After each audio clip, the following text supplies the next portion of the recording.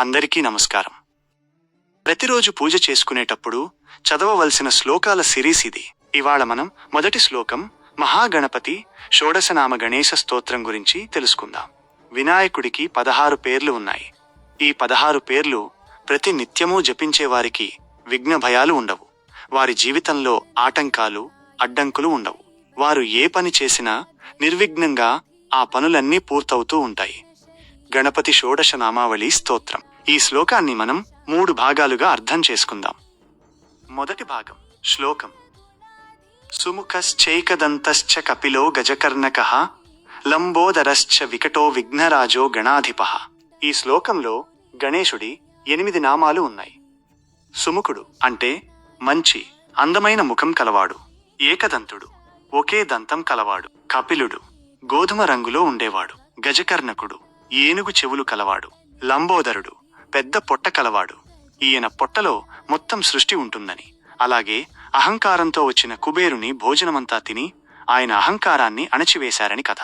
వికటుడు విలక్షణమైన రూపాన్ని కలవాడు. విఘ్నరాజు అడ్డంకులకు అధిపతి.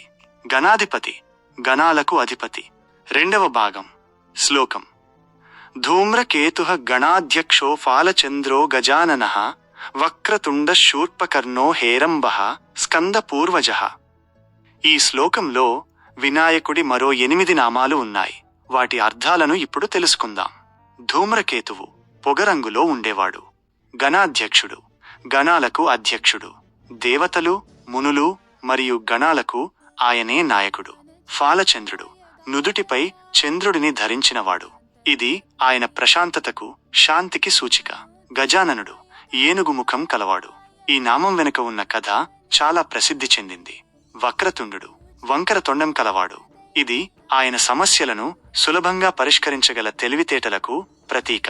శూర్పకర్ణుడు చేటలాంటి చెవులు కలవాడు. ఇది మంచి విషయాలను గ్రహించి చెడు విషయాలను వదిలివేయగల జ్ఞానాన్ని సూచిస్తుంది. హేరంబుడు దయగలవాడు. తన భక్తుల పట్ల ఎల్లప్పుడూ ప్రేమతో, దయతో ఉంటాడు. స్కందపూర్వజుడు సుబ్రహ్మణ్య స్వామికి అన్నయ్య. మూడవ భాగం. శ్లోకం: షోడశైతాని నామాని యః పఠేత్ శృణుయాదపి విద్యారంభే వివాహే చ ప్రవేశే నిర్గమే తథా సంగ్రామే సర్వకార్యేషు విఘ్నస్తస్య న జాయతే. అర్థం: ఈ 16 పేర్లను ఎవరు పఠిస్తారో లేదా వింటారో వారికి విద్యారంభం, వివాహం, ప్రయాణాలు, యుద్ధాలు మరియు ఇతర అన్ని శుభకార్యాలలో ఎటువంటి అడ్డంకులు కలగవు.